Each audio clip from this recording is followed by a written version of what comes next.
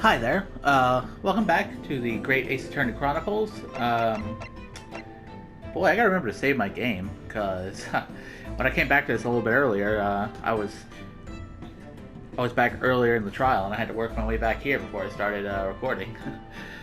Last time we figured out that Broly over here, he actually tampered with the crime scene so that he could have a nice night with his girl, his wizardy wife, and so that makes our initial theory about Joan here being potentially being responsible for the stabbing. Now that because it actually turned out it happened on the other side of the road, you know. So yeah, obviously the other person who could have perpetrated the crime was gotta be Joan Garrideb.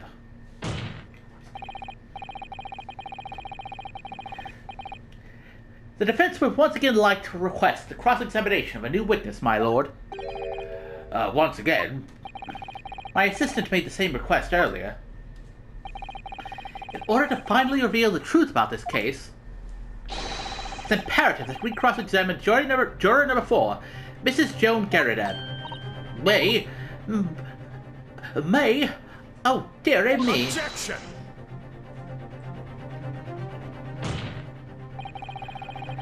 That request has already been denied. Objection! But the situation is very different now. Mrs. Garrideb, answer me this. Oh, what do you want now, you little toad?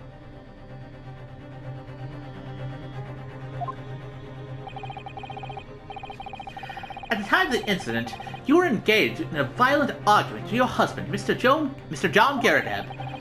In the course of the argument, a minor house fire was ignited, and to clear the smoke from the room, your husband opened a window that looks out over Briar Road. Well, what of it? Well, what of it? You threw this book at your husband when he was cornered with his back against the window. Upon striking the pane of the open top-hinge casement window, the book plummeted directly down, finding its way to what we now know to be the true scene of the incident. Yes, and as I said, what of it? During the argument, you were beside yourself with rage. As such, you threw not just books, but anything you could lay your hands on. So, let me ask you one more time, Mrs. Garrideb. This knife, the one removed from the victim's back, have you really never laid eyes on it before? Ah. Goodness. I don't recall it. Seriously? Am I supposed to remember everything I picked up and threw at my husband? And anyway, the man over there and all that regalia said members of the jury needed to testify, didn't he? Conveniently, yes. Objection! No! I have no recollection of saying that at all. Juror number 4. Oh! Make no mistake. You jurors are not special in any way. You are not immune to the judicial process. If you know something about this knife, madam, let the truth come out. But that's a common old garden knife. It could have come from anywhere. We have several like that at home. If one went missing, how would you expect me to know? What's that? Are you joking? But what do you say? Please, Mrs. Garrideb. No, you listen to me. I refuse to believe all this nonsense. I couldn't bear the thought that I'd injured someone. Do you hear? I couldn't bear it. Oh, the poor woman. So, yes, I want evidence. I want to see hard evidence if you're going to insist on this being my fault. You're going to have to prove to me that I threw that knife, if that's what you think. Come along now, chop chop. Do your worst. Well, Mr. Naruhodo? If I had evidence like that, believe me, I would have thrown it at her already, much like she threw the knife into Olive Groom's back. Also, man, if we had fingerprint analysis in here in 1890, whatever, it would have made this a lot easier, and this would go by a lot quicker, I would think. Then take the stand, Jorah. Oh! The prosecution does not object to the defense's request to cross-examine this woman.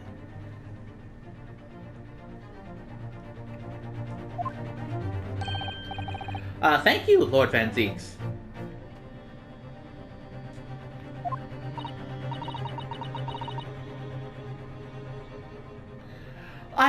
I'm going to have to testify.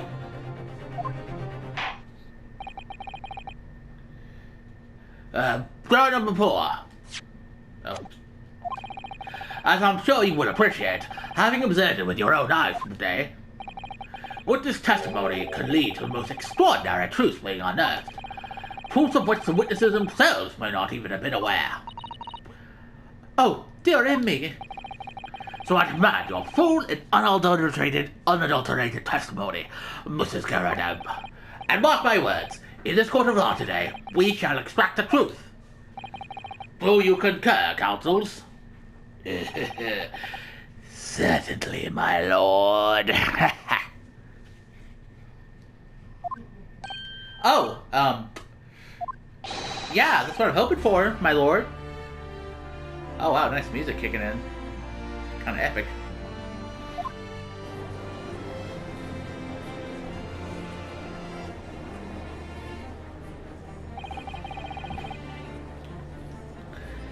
This is such a strange feeling.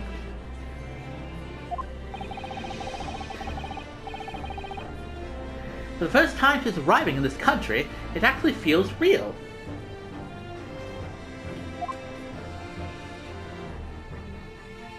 Ooh, look at this, we got a unique scroll and like animation and stuff. Or not animation, but you know, it's like a new camera angle. I can see the back of Naruhodo's dumb head. And hey look, you kind of see it actually has like the, well you can see Phoenix's spikiness coming through a little bit. In the back, anyway. From there, he actually looks more like his, like Phoenix's ancestor.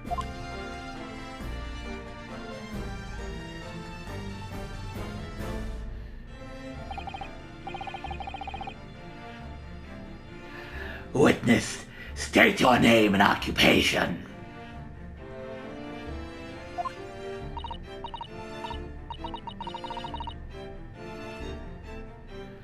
Oh, yes, my name is John Garrideb, and I'm, well, I'm a Jorah and such like. It sounds like even she doesn't know if she's a housewife, or a maid, or what anymore. The court has decided your testimony is required in order to clarify matters in this case. Do you understand, madam? Yes, my lord. You will tell the court everything that took place in your household on the evening in question. And I warn you, do not attempt to hide the truth. Oh, dear me. Oh, I think I know who that might be. Chin up, Tony. Nothing to worry about now. Oh, hey, it's John. John Garrideb. And he's not in his wheelchair anymore.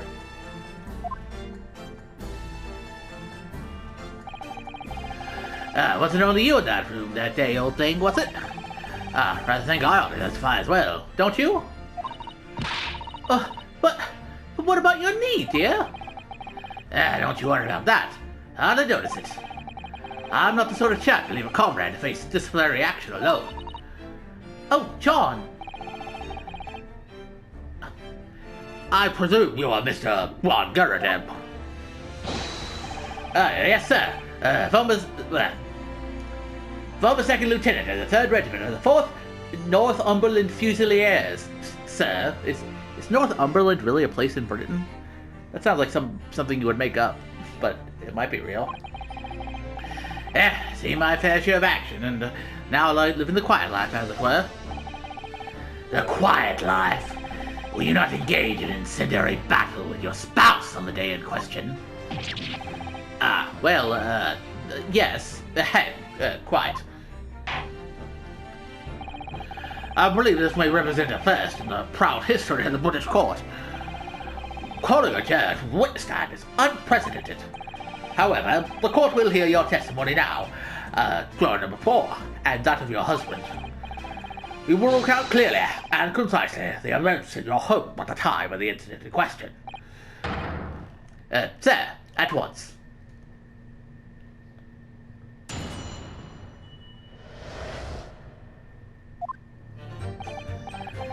Yes, on the day you're referring to, the wife and I did have a bit of a skirmish. Can't recall the reason now. Knocked the candlestick over and set fire to the carpet. Soon had it out though and got the window open. Meanwhile, I was picking up whatever I could find to throw at him. Plenty nice around our place. Can't say I noticed one or two went missing, I'm afraid. That battery thing in the victim's back. Really was one of ours. You'll have a job proving it, I think.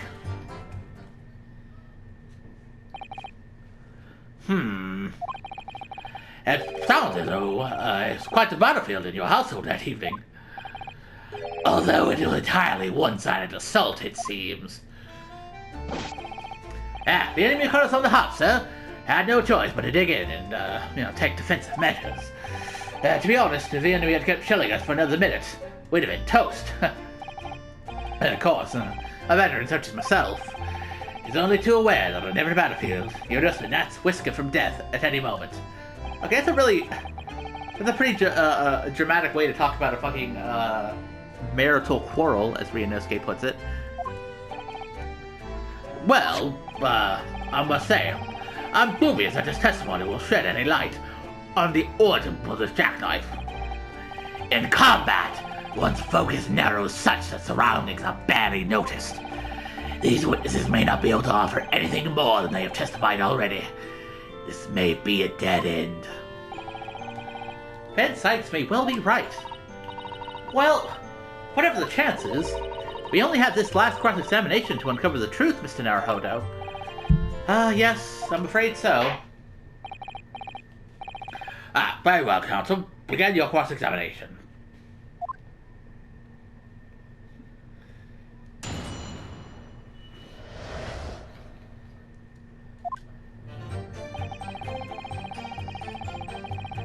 Well, it's just press.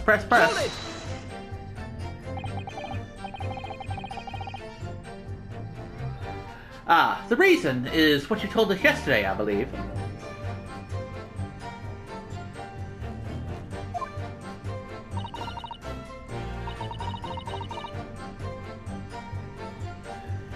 Yes, that's right. If I remember correctly, it all started because of a note that was tucked into the pages of a book belonging to Mr. Garrideb.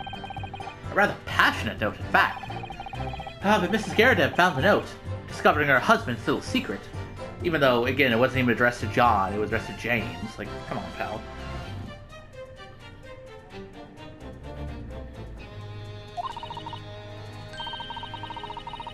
And she gave a mighty number of slaps across the face for it, too. What a sporty state of affairs. Hell on earth. I say, when a chap says he can't recall such things, it's quite decent not to track it all up.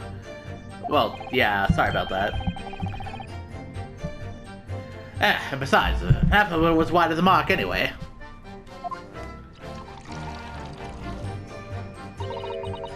A likely story. You said that last time. These waters run very deep. And what transpired next after those multiple blows to the face? Knocked the candlestick over and set fire to the carpet. Soon had that though, and got the window open. And the fire also spread to some items of furniture, didn't it? Yeah, the bookcase, my armchair, anything of mine, really.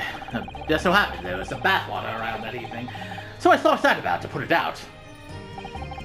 A most precarious situation you put yourself in.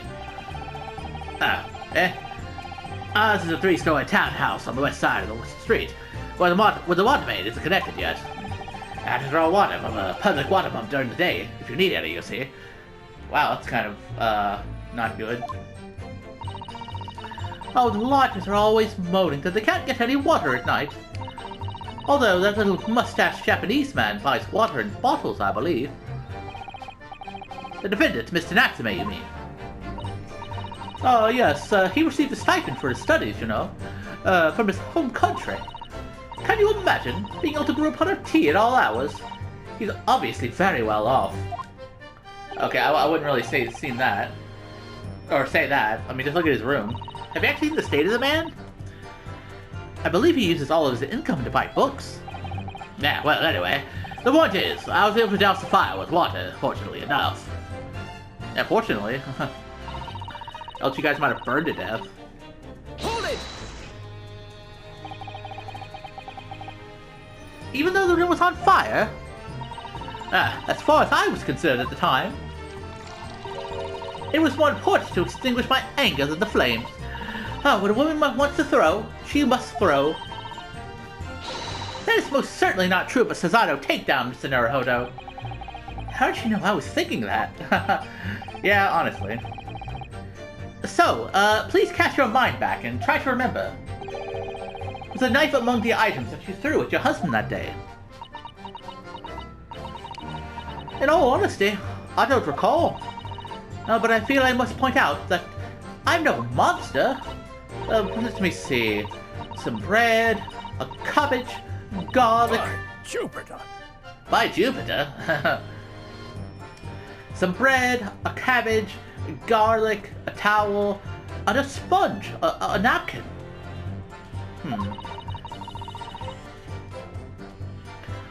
It was really only assault items I was throwing, and I was really most restrained. The majority of them barely hit John. He is my husband, after all. I see, Mrs. Garrideb. Your thoughtfulness and consideration for your spouse is, apparent. What about you, Mr. Garrideb? Do you remember what your wife threw at you? Well, I recall the Lion's Pride, of course, and a jolly good book. Only just purchased it, too. And a jolly good book for burning, it seems. But it was a dashing awful scene on the battlefield, I can tell you. Flames everywhere, smoke billowing, couldn't see a belly thing, really. I dare say I wouldn't even have noticed a knife bouncing on the old bullets. I don't think they tend to bounce, actually. I'll come back to that statement after I press the other ones, just to, make sure to see what else there might be to parse.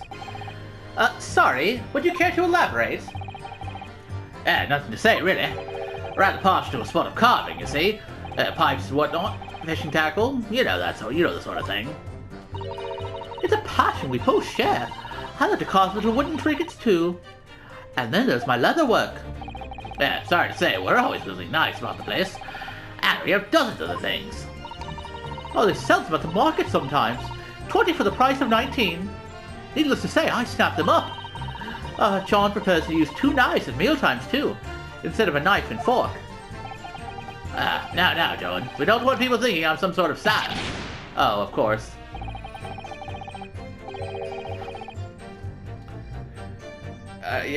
She could not do that. Here we go again with the scaldings. Why are they being so evasive? I imagine it's because they don't want to believe it. They can't bear the thought that it might have been one of their knives that injured the victim. Which is entirely understandable, of course, but still.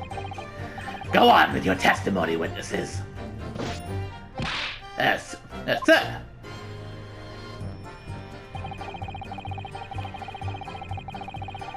Hold it! So you have no intention of admitting it was your knife, unless we can produce proof.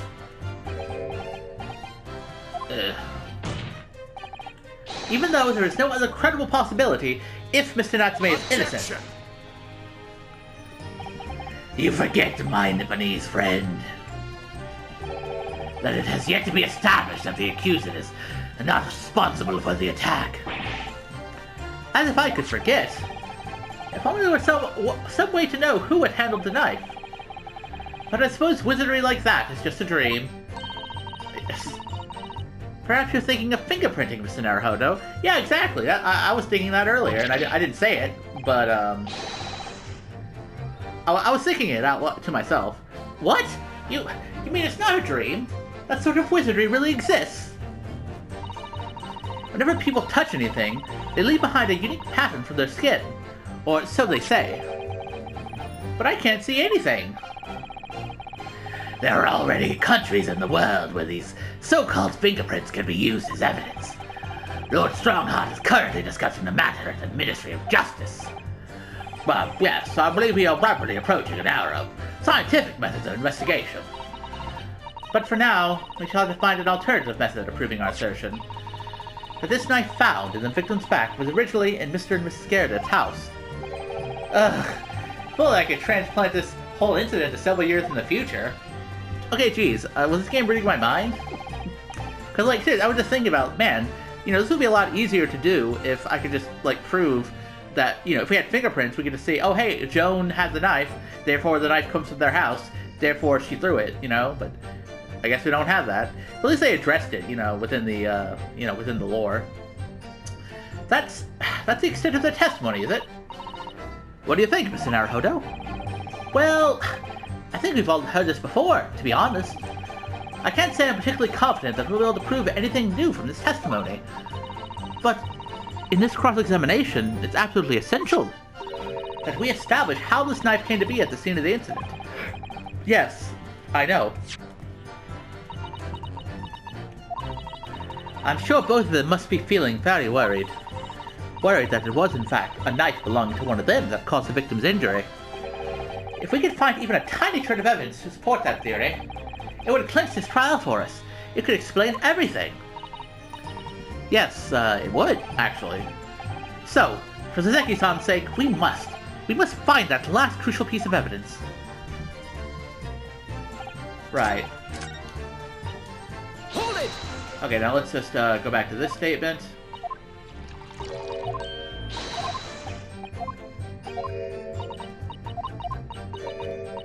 By Jupiter!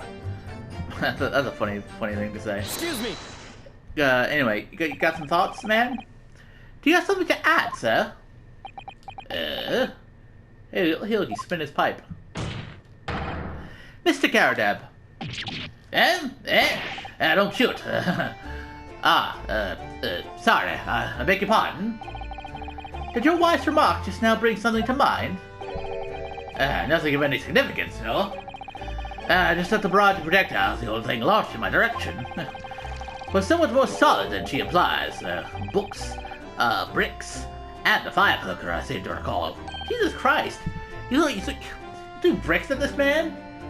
That seemed a little fucking over the top.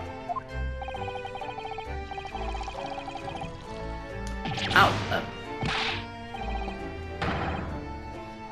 Oh shit, I looked away for a second. She fucking poured tea on him again. The woman's name is uncanny. She landed a direct hit with every volley. Good grief, woman. We're not at home now. This is a court of law. Oh, dear me. Ever so sorry, dear. What's she even doing with a teapot in here? Honestly, John, I would have never thrown such things at you, obviously. Well, take a look at this, then. How do you suppose that happened, Yeah, I guess the pipe is broken. Your pipe, sir? Had this thing in my hand as usual at the time of the onslaught. Not to clean out with sort of a soft projectile she did. Yes. And when I went to pick the thing up, it was broken in two. I'd like to see a sponge do that sort of damage.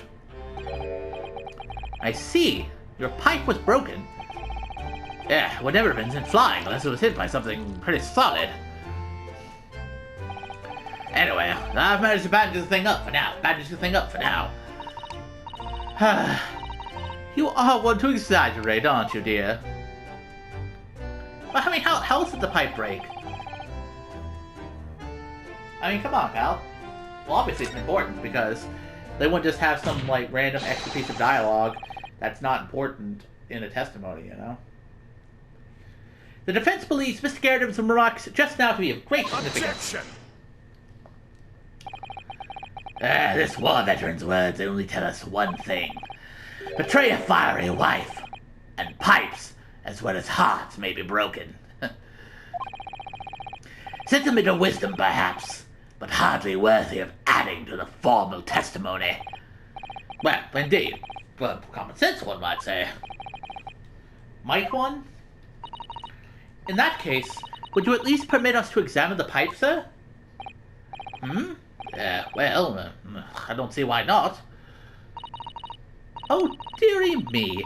Oh, there you go again, trying to ingratiate yourself with a young lady. Well, very well. The court will accept the gentleman's pipe as evidence.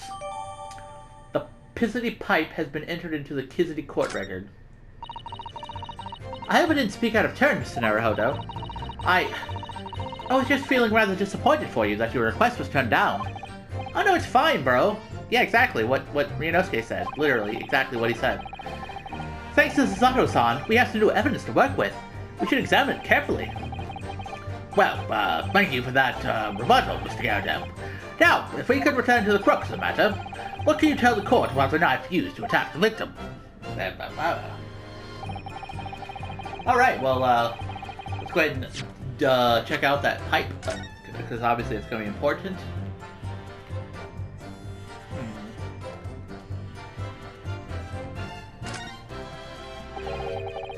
Looks to be in a sorry state with that bandage around it, doesn't it? But for some reason, it feels slightly ominous to me. Like it's trying to shout out a warning. Probably because it's the same blue as Mr. Garrideb's dressing gown. Well, I suppose it must have considerable sentimental value to Mr. Garrideb, given that he's gone to the trouble of repairing it like this. Either that, or he can't afford to replace it. Well, that's a bit gloomy. Look at that, it's a bit chipped. There's a small nick out of the bowl here. Look, it appears to have been made relatively recently. And see how there are little scrapes and dents all over it? It's clearly a well-loved pipe. Well, yes, you're right. It seems to me recently that being well-loved goes, hand in hand with getting some battle scars. This particular nick is catching my eye, though. Because it's clearly new. Okay, well that's... Okay, what's this then? Oh! Something just twinkled inside of the chamber of the pipe there. Yes, I saw it. Something stuck in there, I think. Let's turn it over and give it a good shake. What's this? What's this? What's this? I can't believe my eyes. It's a tiny fragment of metal. It looks like the tip of a blade or something. Yeah, the tip of a blade. Surely, it couldn't be... I think I know what that tip of the knife might be. It might be the tip of the knife, you see. Because, if you recall, this knife was missing a bit at the end. And yet here it is, conveniently found in Mr. Garrideb's pipe.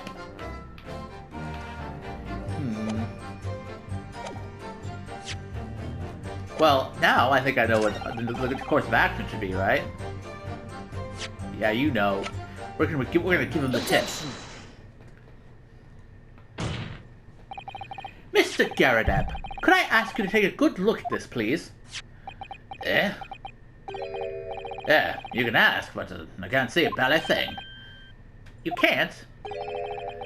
He used to call me Dead-Eyed Deb, back in the regiment, of course. But that was some time ago now. How old are you, by the way? 46, huh? Jesus, man, you act like an old man. I mean, I guess 46 is kind of old, but like, geez. Like, 46 is not that old, man. Relatively speaking. Yeah, even when I'm trying to enjoy a large print book by the fire these days. I struggle to tell a B from a D and a P from a Q, to be honest. Oh, he does? Oh, dear me. It's rather wearying being asked about every other letter and every other word. You must D very dizzy. Jesus, Ryunosuke, that's a little fucking savage. You don't gotta mock the guy for his poor vision.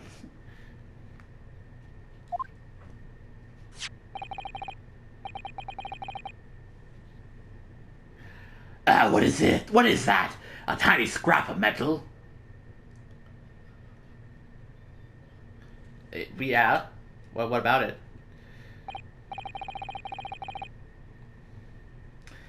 Yes, almost certainly from the tip of a blade. And what may appear at first to be just a tiny scrap is in fact a crucial piece of evidence.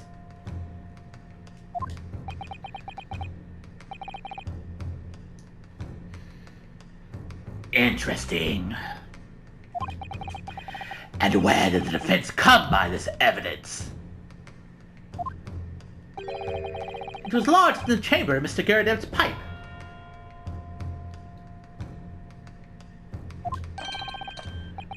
My pipe, you say? By Jove, I wonder how that got there.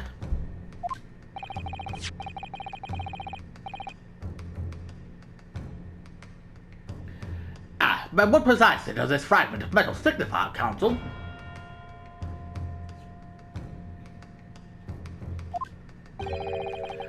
Are you suggesting that it is in some way related to the matter of the stabbing on Briar Road? Oh yeah, hey, fucking slap yourself in the face, you motherfucker. I am, actually. I know it's wild, but I'm gonna go for it.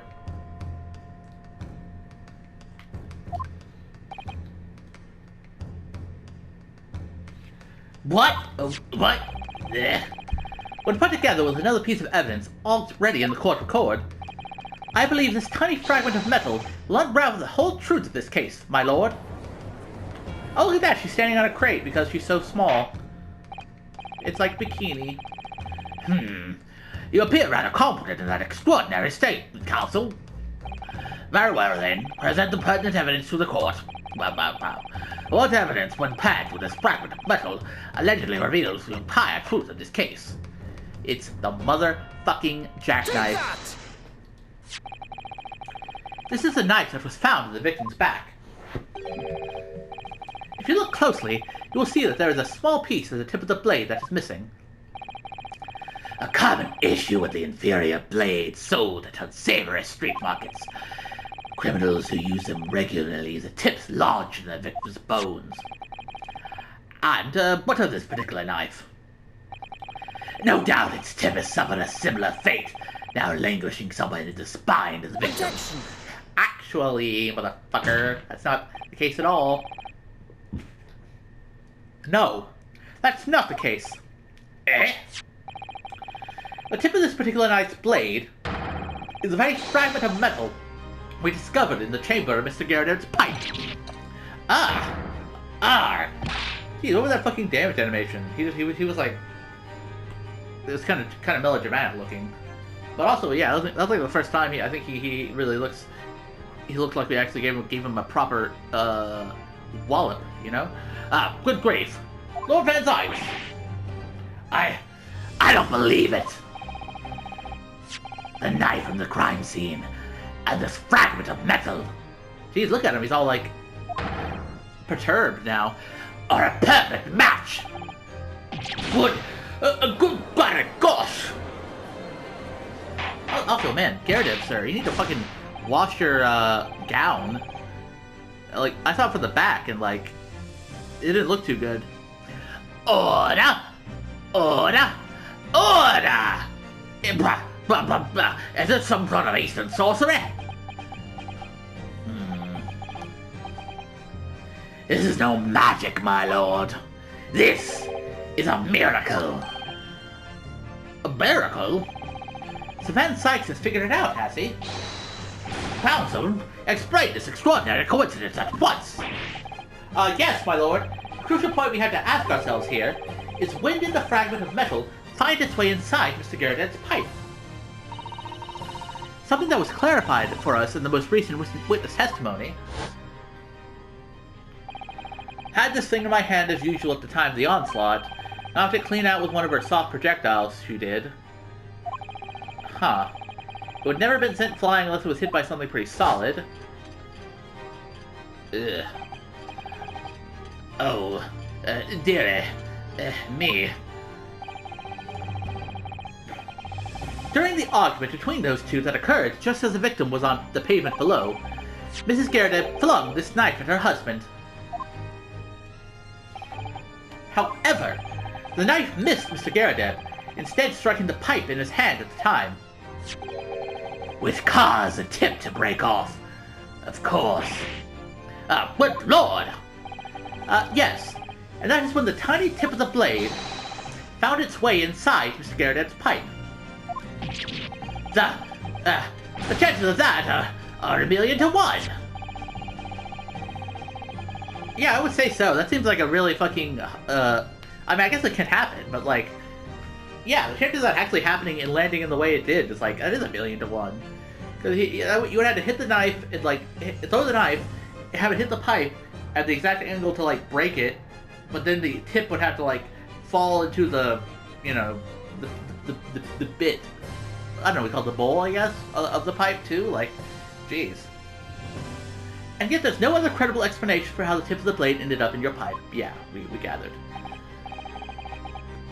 Then, after losing its tip, the knife ricocheted off the pipe and flew out of the open window.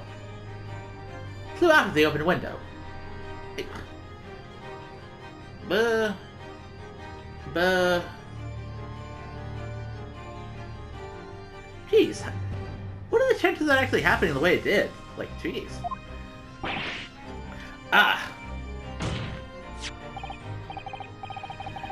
In short, the knife which fell from the window of the Garrideb's house.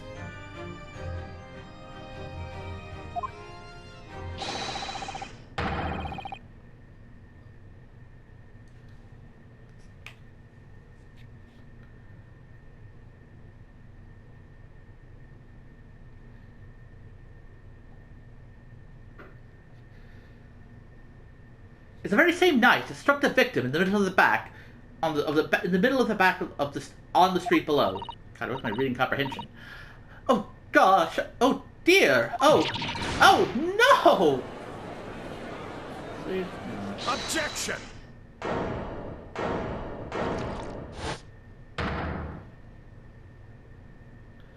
Oh, you got your wine out again, bro? A full-bodied theory, I'll give you that.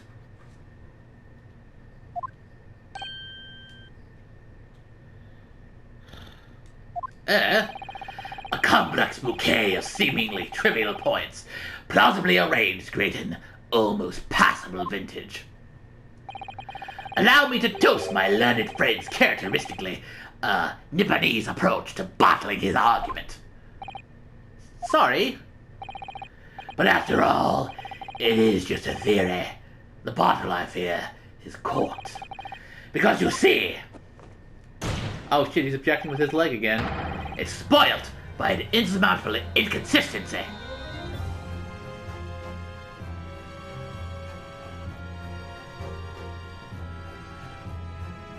Gee, that's a... Man, you really stretched that whole wine argument logic thing metaphor pretty far, didn't you, pal? An insurmountable... What? Well, where? Where's the inconsistency then, pal? You tell me. Well, Van Dyke, explain yourself. What is this inconsistency you claim to have identified?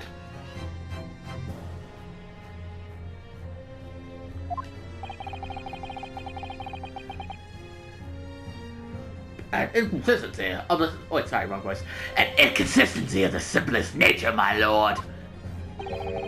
The victim was found with the knife planted in the middle of her back. Yes, in her... Yeah, what about it? Okay, you don't have to slap him about it.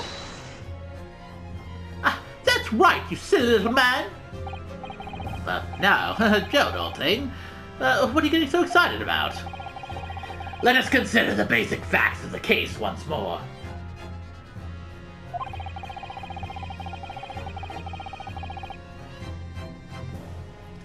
The victim was walking along the pavement before being stabbed in the back and falling to the ground. If the knife that had struck her had fallen from above, there's no possible way it could have planted itself into the victim's back. But bro, what if he picked up the book? You know, because the book was in her hand, right? So what if he had bent over to pick up the book and, you know, it fell into her back? I feel like I mentioned that before, but also, yeah.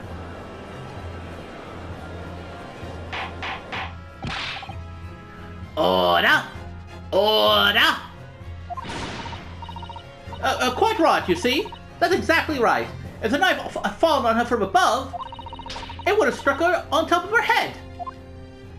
And she probably would have been hurt because skulls are pretty thick. And it was already a broken knife, so... Well,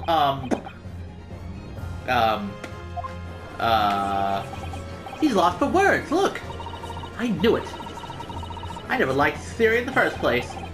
Damn, I wonder if that's what people say about MatPat whenever he releases a new FNAF video.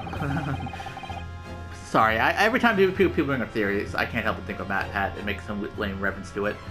Sorry. It would appear that the prince has made rather a spectacular blunder. If a theory has even one inconsistency, it cannot stand. Tell that to MatPat. Saying, God, what? I need to stop fucking dunking on MatPat. He's not even that bad of a guy. It's just, it's low-hanging fruit, you know? Your theory, my learned friend, is history. Dude, come on, man. Again, leaned over, pick up book, stab, back. It's, come on. It's pretty obvious, right? You were so close. I could see the truth.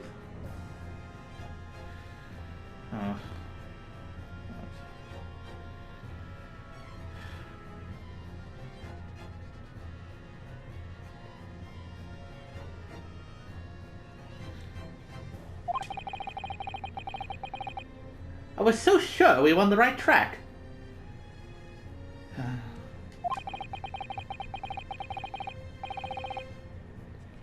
But now the way has been blocked completely by just one simple inconsistency. Or in other words, we simply need to eliminate that one inconsistency, and the theory will stand. Mr. Zato. You mustn't worry, Mr. Naruhodo. You were just caught off guard, that's all. And your mind went blank. But if the path you are on is indeed correct, then a way will present itself. The key to this is in the court record, I'm sure. All the information you need is there. It seems you have nothing to say, my Nipponese friend. Well, your silence speaks volumes. A tacit acceptance that your theory is fatally flawed.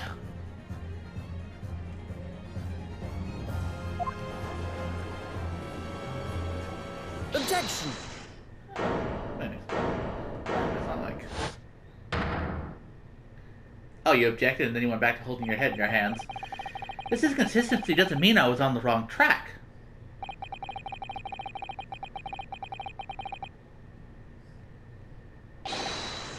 It means that I need to sharpen my mind and dig deeper for the truth. It's a test. Yeah, double slap that fucking bench. Yes! If the knife fell on the victim from above, there's no way that it could have hit her in the middle of her back. Under normal circumstances, that is. What are you implying? Counsel. There is a piece of evidence in the court record that can explain this inconsistency. That can explain how the knife that fell from above could have pierced the victim's back.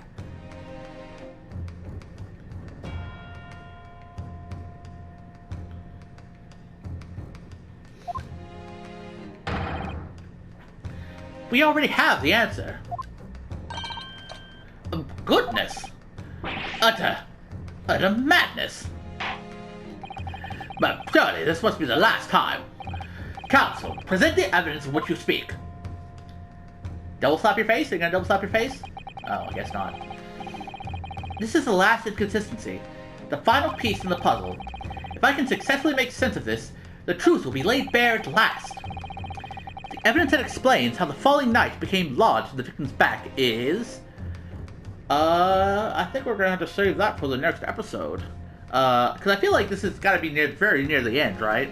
Because like I can't imagine how they're gonna weasel their way out of this one once I bring up the whole book thing. Because like, yeah, obviously, right?